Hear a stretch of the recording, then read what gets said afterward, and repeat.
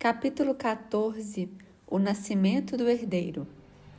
Na manhã seguinte, recebi um comunicado do faraó que desejava a minha presença para as orações matinais ao grande Deus.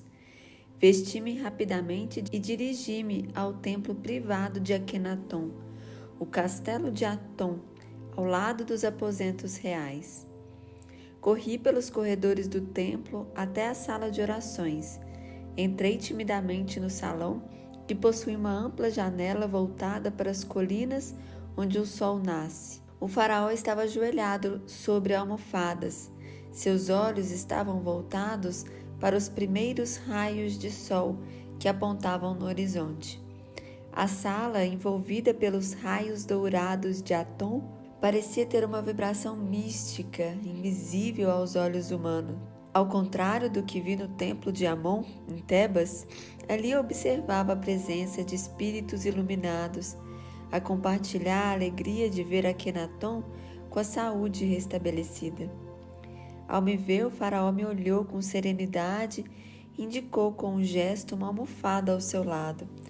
Ajoelhei-me e ficamos ambos, olhando os raios do sol nascente no horizonte. O faraó vestiu seu manto sacerdotal e um toucado branco. Akhenaton era o sumo sacerdote de Aton. Ele centralizava em si o poder temporal e o poder religioso, mas ultimamente dedicava-se mais às questões espirituais.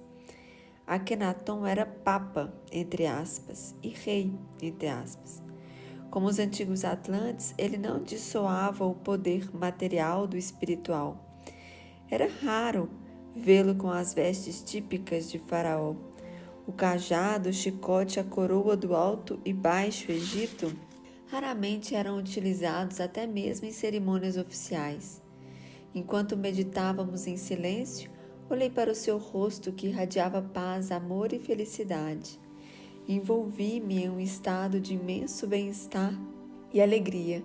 Alguns minutos depois ele me disse: Radamés, os raios de Aton são alimento para a alma. Entende o funcionamento dessa energia e poderás te suprir, assim como o homem rude se supre através da pesada alimentação.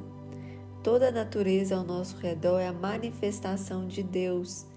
Basta aprendermos a assimilar essas energias. Tanto o sol como o ar que respiramos é vida. Basta termos consciência disso e esses elementos nos trarão saúde e força. Ele voltou-se para mim, colocou a mão sobre o meu ombro e prosseguiu. Há muitas energias invisíveis aos nossos olhos e tu consegues percebê-las. Eu já observei isso. Aproveita esse dom que Aton te legou e sê sábio e prudente em todas as tuas iniciativas. Aquele que vê o que os outros não conseguem perceber sempre é incompreendido. Sou repudiado por parte do meu povo porque eles não compreendem a verdade da qual não posso me afastar. Se eu for conveniente com a ilusão e a farsa, minha vida não terá sentido. Nasci para testemunhar a verdade e nela viverei. Ele calou-se e sorriu de forma enigmática. Em seguida voltou-se novamente para os raios do sol que entravam pela grande janela. Eu prossegui olhando para Akhenaton, que começou a irradiar de seu corpo uma bela luz, mais bela e brilhante que o ouro. Vendo minha surpresa, o soberano disse: Para decidirmos os rumos de uma nação, é necessário estarmos livres de qualquer mácula.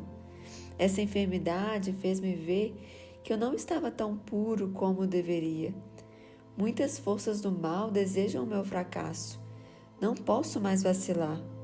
Aquele que vibra nas sintonias inferiores do mal, como o ódio, a inveja, os ciúmes, o orgulho e a vaidade, não pode decidir os rumos de uma nação, porque tomará decisões do mesmo nível que seus sentimentos desequilibrados.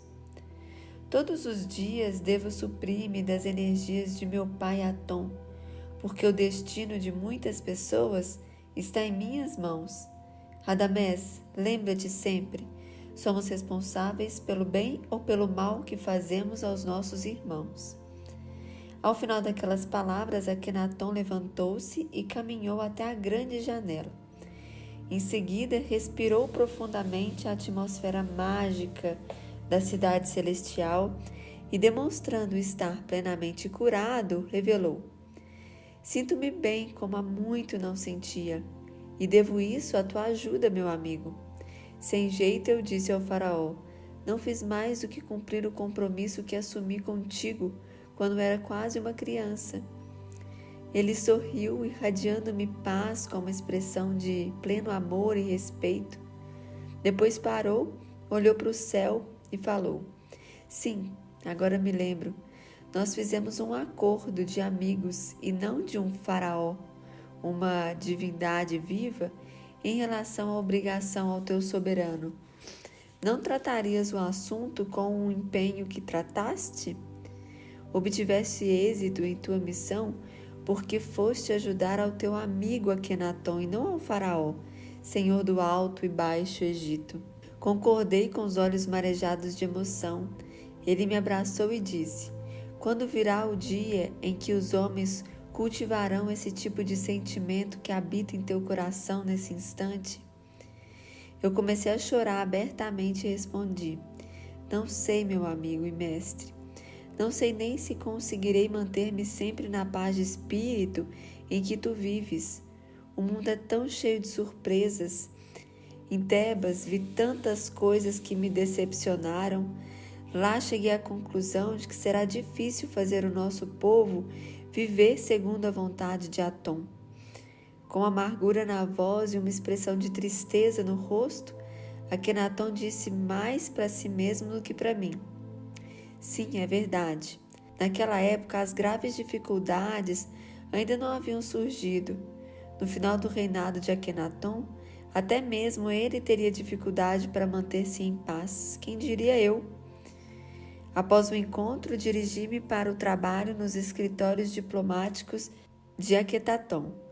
Lá encontrei-me com Merihá, que havia me solicitado um assessoramento nos estudos que ele estava realizando. O grande sacerdote de Atom parabenizou-me pelo auxílio ao faraó. Eu agradeci o elogio e perguntei-lhe: mestre Merihá, por que Akenaton foi envolvido pelos espíritos trevosos de Amon? Quando estamos com o nosso Ka purificado, não estamos imunes ao assédio das sombras? Merihá concordou com as minhas palavras e respondeu: sim, Radamés, tens razão, mas não te esqueças de que estamos em um mundo de lutas, onde as influências humanas nos fazem perder a lucidez espiritual. Akenaton é um espírito iluminado, mas ocupa um cargo que exige muitas vezes uma postura pouco harmoniosa em relação às leis divinas. Ele mesmo luta intensamente para libertar-se de séculos de arrogância e prepotência que impregnaram o cargo mais alto do Egito. Como conciliar uma postura de amor, paz e humildade se os súditos esperam que seu faraó seja arrogante e prepotente como seus ancestrais eram? Envolvido pela postura que deve ter em seu cargo, ele termina algumas vezes sintonizando-se com as influências negativas. Alia isso ao assédio fantástico das trevas que presenciaste no templo de Amon e verás como é difícil manter-se imune. Concordei com o gesto e prosseguimos com o nosso trabalho. Algumas semanas depois nasceu a quarta filha do casal solar. Nefertiti estava desolada. Era mais uma menina. O faraó necessitava com urgência de um herdeiro.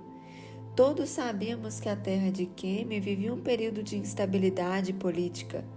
Um filho varão evitaria qualquer tentativa de golpe para derrubar a dinastia que havia se instaurado após a expulsão dos Quincos, 200 anos antes. A menina era encantadora e recebeu o nome de Neferu-Aton. Aton é belo. Mas recebendo aquela linda criança em teus braços, Akenaton sentiu uma amargura no peito. Ele precisava de um menino. Nefertiti mantinha-se cabisbaixa, pois ela também acalentava o desejo de dar um filho homem ao faraó. A terceira filha do casal solar, Akensempaton, Sua vida é de Atom, que mal havia desmamado, chorava e erguia os bracinhos pedindo o colo da mãe. Mas Nefertiti não a ouvia, tal era o seu abatimento. Akhenaton andava de um lado ao outro, embalando sua nova menininha. Ele amava intensamente as suas filhas, mas desejava muito ter um filho varão, que seria seu sucessor. Nefertiti ergueu-se da cama, jogou o cabelo para as costas e lavou o rosto em uma bacia com água perfumada com jasmins. Em seguida suspirou e disse com convicção: Meu marido, é necessário que tenhas outra esposa. O tempo passa e precisas de um filho. Não digas isso, minha amada, somente tu alegras o meu coração. Não se trata disso, meu querido.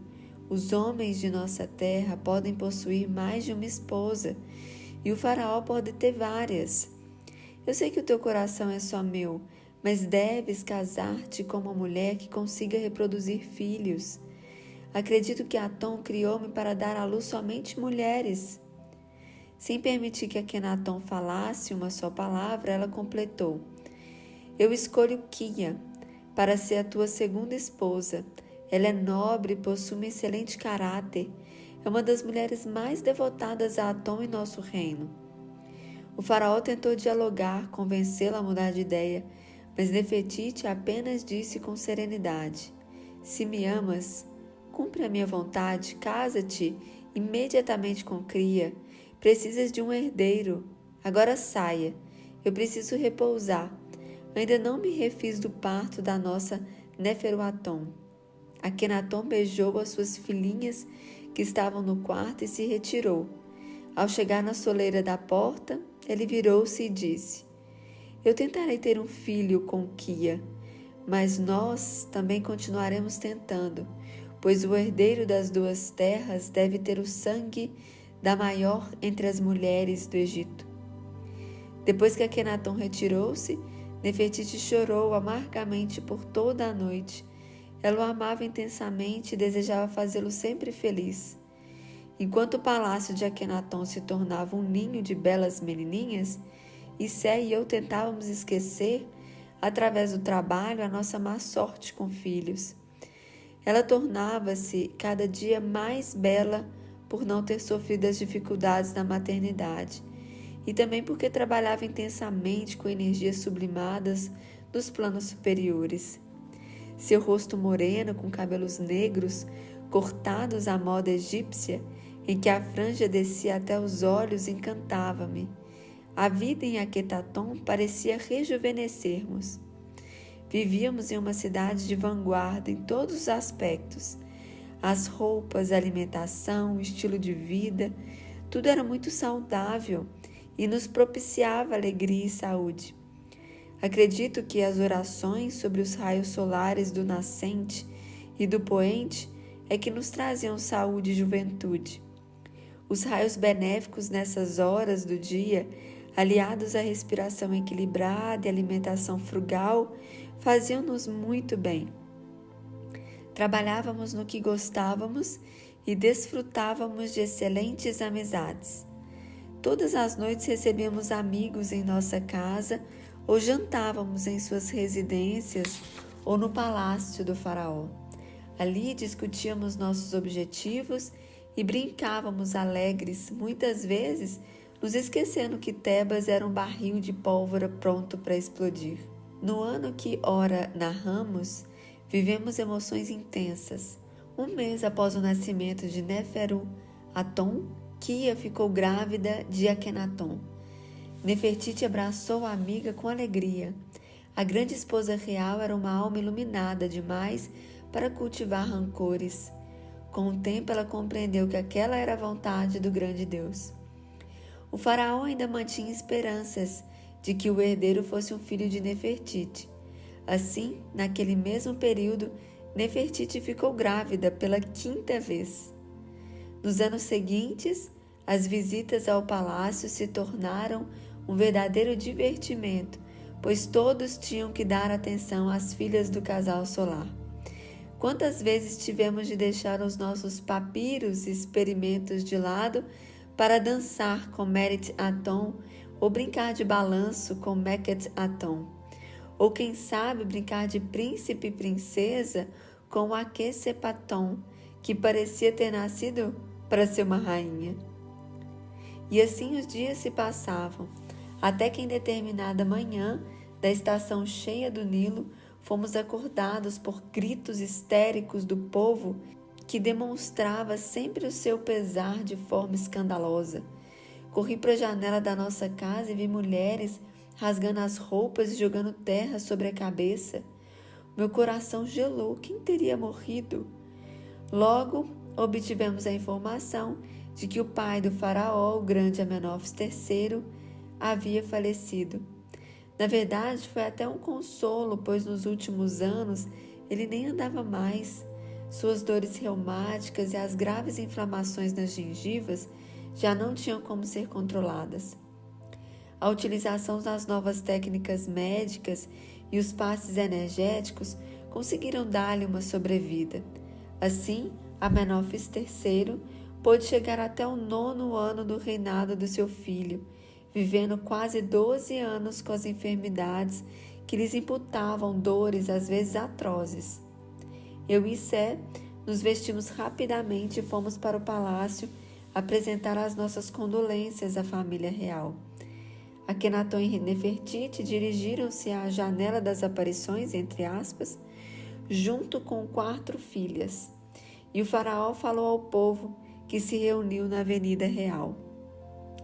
Povo de Aquetaton, hoje partiu para os braços do grande Deus o homem que transformou a terra de Queme em uma grande nação. O sábio que vislumbrou Aton e que legou ao seu filho a missão de propagar essas verdades por todo o Egito. Amenófis III foi um homem de visão, que enxergava onde ninguém via. Meu coração sofre com a perda daquele que a princípio era apenas meu pai, mas com o passar dos anos, principalmente os anos em que ele viveu conosco em Aquetaton, tornou-se meu grande amigo. Amenófis III ingressa na terra do poente e peregrinará pelas salas do Amente, com o coração tranquilo, porque morreu com a verdade. Ele compreendeu Aton. Akenaton desejou continuar o discurso, mas a voz extinguiu-se-lhe na garganta, asfixiada de lágrimas. Ele manteve-se em silêncio por alguns segundos e, por fim, disse ao povo que mantinha-se em respeitoso silêncio: manteremos rigoroso luto pelos 60 dias que decorrerão até a sua preparação para ingressar no reino espiritual. O espírito do meu pai necessita de paz para vencer os primeiros dias entre os 2 planos de vida. Depois desse período, a família real seguirá para Tebas, com o objetivo de realizar o último desejo de Amenófis III, ser enterrado no Vale dos Reis. Eu e Sé ficamos boquiabertos em meio à multidão. Akenaton realmente pisaria novamente em Tebas? A contragosto, ele deveria retornar à cidade que o havia amaldiçoado e lá participaria do sepultamento do pai. Aquela notícia rendeu calorados debates entre nós, da nobreza de Aquetaton. Como o faraó seria recebido em Tebas? Haveria tumultos? Que providências deveriam ser tomadas? Aie e Ti chegaram a Aquetaton 2 semanas depois e iniciaram as providências diplomáticas para que o faraó colocasse os pés novamente em Tebas. O grande vizir do Egito convenceu os nobres tebanos e os terríveis sacerdotes de Amon a respeitar o sepultamento de Amenófis III. Afinal, o pai de Akenaton tinha feito muito pelos sacerdotes de Amon no início do seu reinado, e Tebas era uma cidade deslumbrante, principalmente por causa do reinado do falecido faraó. Nas semanas seguintes, Akenaton passou os dias orando à memória de seu pai e meditando sobre a viagem que teria que realizar contra a sua vontade. Acredito que ele estava apreensível por ter que pisar no solo da cidade que o havia amaldiçoado. Quase 2 meses após a morte de Amenófis III, subimos o Nilo em 3 grandes barcas. A família real e os nobres mais chegados iriam participar das pompas fúnebres tradicionais aos faraós. Durante a viagem, tranquilizamos Akhenaton, que demonstrava apreensão. Em conversa com Nefertiti, ela nos dizia que a tristeza do faraó era dupla, uma pela perda do pai, outra por ter que voltar à cidade maldita. Horemheb havia convocado soldados que estavam em outras cidades egípcias para manter a ordem em Tebas, que seria alterada com a presença do faraó. Isso preocupou o general egípcio, porque boa parte do continente do exército estava acampada nas fronteiras do Vale do Nilo em decorrência do possível ataque dos hititas e de algumas cidades sírias rebeladas. O general, então, em imensa gravidade no tom de voz, disse aos seus soldados do primeiro escalão: "Hoje chega o faraó, e todos sabem que devemos acalmar o povo de Tebas, que está revoltado com as loucuras de Akhenaton. Eu estarei com vocês em meio à multidão e controlarei essa massa humana no grito. Não deverá haver desordem, e conto com a determinação dos meus principais homens para isso. Quero ver vontade e coragem nos olhos de meus soldados. O povo deve temer-vos e respeitar-vos, assim como fazem comigo." E assim foi. A cada dia, Horemheb tornava-se mais prestigiado em Tebas e em todo o Egito. Ele era amado e respeitado pelo povo, que adorava as bravatas e as atitudes destemidas do general egípcio. Em meio à escolta pessoal do faraó, Horemheb reluzia com a sua armadura de cobre e ouro. Ao ser transportado em sua liteira pelas ruas de Tebas, Akhenaton era desprezado, enquanto que Horemheb era ovacionado. Ouvimos gritos em meio à multidão que dizia: "Horemheb é o nosso grande herói", e coisas do gênero. O faraó parecia nada ouvir. Ele apenas acompanhava com os olhos serenos o sarcófago do seu querido pai. O povo olhava impressionado as nossas roupas e os toucados utilizados por Nefertiti e Meneritetton, que pareciam alongar suas cabeças. Aquelas vestimentas eram utilizadas apenas em Akhenaton. Muitas mulheres tebanas invejaram naquela tarde a riqueza e o luxo da família real, que outrora embelezava os eventos sociais da antiga capital do império. O ritual fúnebre transcorreu sem fatos a mencionar. Tudo desde a cerimônia de abertura da boca, entre aspas, do defunto, até o ato de selar definitivamente a tumba, transcorreu com tranquilidade. Terminada a cerimônia, o faraó subiu imediatamente na liteira e disse: "Para a barca real, imediatamente." Ao perceber que o faraó iria partir do Vale dos Reis diretamente para sua cidade, sem retornar ao templo de Karnak, no centro de Tebas, desprezando-a, o povo vaiou a comitiva que regressava a Marna. Horemheb então ergueu as mãos e com um gesto o povo calou-se. Poucas pessoas ousavam enfrentar aquele homem corpulento e com o senho carregado. A viagem de retorno transcorreu tranquilamente, mas ao chegarmos no cais real de Akhenaton, vimos uma multidão nos aguardando. Ao atracarmos, o povo começou a chorar e rasgar as roupas. Eu abracei Sé e lhe disse: "Mas o que é isso? Mais uma demonstração de pesar? Será que o povo não percebe que o faraó precisa repousar?" E Sé apertou minha mão e falou apreensiva: "Radamés, estou com um mau pressentimento." Calei-me, pois quando Sé ficava naquele estado de espírito significava que algo realmente grave tinha acontecido. Ao descermos da embarcação, recebemos o choque.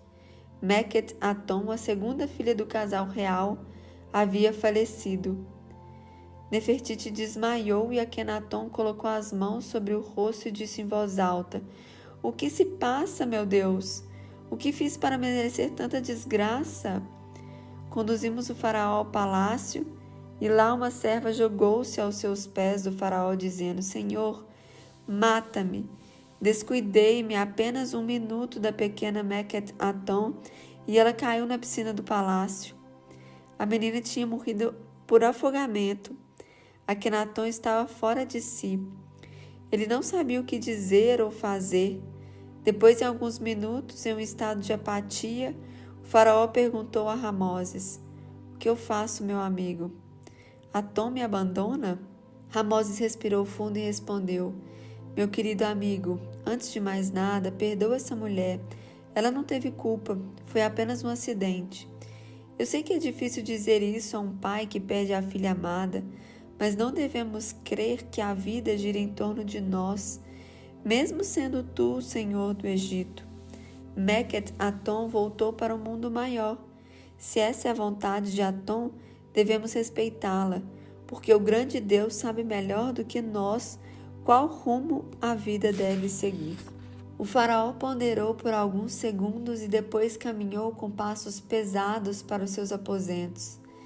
Ele passou mecanicamente ao lado da serva de joelhos e então disse-nos: Preciso estar do lado de Nefertiti quando ela acordar. Ela está grávida. Precisa dar-lhe atenção e carinho. Aton, dai-nos força para suportarmos tamanha dor. Meket Aton foi sepultada no cemitério de Amarna. Lá, os artistas da cidade celestial pintaram com impressionante realismo a cena que descreve a dor de Akenaton e Nefertiti, ambos chorando a morte de Meket Aton, enquanto uma babá segurava no colo a pequena Néfura Aton. A vida em Akenaton, a despeito das dores da família real, prosseguiu. Nos meses seguintes, todos nos aprofundamos no trabalho para entender a crença no Deus único pelo Egito e pelas terras vizinhas. Eu viajei para a terra de Canaã com o objetivo de intensificar nossas relações diplomáticas com os povos vizinhos. Era necessário responder aos apelos de Abi-Epa. Ele tinha recebido a visita de Aziru, príncipe sírio da província de Amuru, e também a visita de Supili-Lilmas, rei hitita. Abi-Epa falou-me de sua apreensão, pois acreditava que era inevitável a invasão dos bárbaros habitantes das terras de Hatti, aliada às províncias sírias. Apesar da cortesia de seus visitantes, ele pressentiu que ambos estavam planejando aliar-se para dominar a região. Perguntei-lhe pelos habitantes das cidades do mar, entre aspas, conhecidos pelos gregos como fenícios. Estariam Biblos, Sidom e Tiro associados àquele projeto? O rei da terra de Canaã não soube me responder. Lembrei-me de Ratia, diplomata de Akenaton, que tinha viajado para as terras de Hatti com a missão de levar a cruz do faraó e presentes aos povos vizinhos. Será que ele voltaria vivo da terra dos hititas? Esses pensamentos me deixaram apreensivo. Quando voltei para Akenaton, Nefertiti havia ganho a sua quinta filha prematuramente. A criança tinha nascido de 7 meses. Kia ainda estava grávida. O casal solar resolveu dar à sua nova menina o nome de Nefurou-Ra. Belas são as belezas do deus Ra. O casal solar batizou a menina com o nome do deus Sol em seu zênite, para que ela recebesse uma proteção mágica, haja vista a morte de Meket Aton. Essa era uma forma simbólica de proteção para a criança. Os egípcios acreditavam que os deuses possuíam diversas formas de manifestação, e o grande Deus, personificado como Ra, assumiria uma identidade protetora. Mas os acontecimentos turbulentos daquele ano ainda não tinham terminado. Uma semana após o meu retorno da terra de Canaã, Kia deu à luz a um filho de Akenaton, que recebeu o nome de Tutankhamon, a imagem viva de Aton. O faraó novamente homenageou Aton no nome do príncipe herdeiro. Infelizmente, Kia morreu no parto. Suas últimas palavras foram: sinto que a vida me escapa, mas estou feliz. Eu dei ao meu Senhor o herdeiro do Egito. Irei para a terra do poente feliz por cumprir minha missão. Gerei o futuro líder da nossa nação. Akhenaton beijou a mão de Kia em agradecimento, enquanto Nefertiti embalava o futuro faraó em seus braços. No próximo vídeo, entraremos no capítulo 15, o hino ao grande Deus.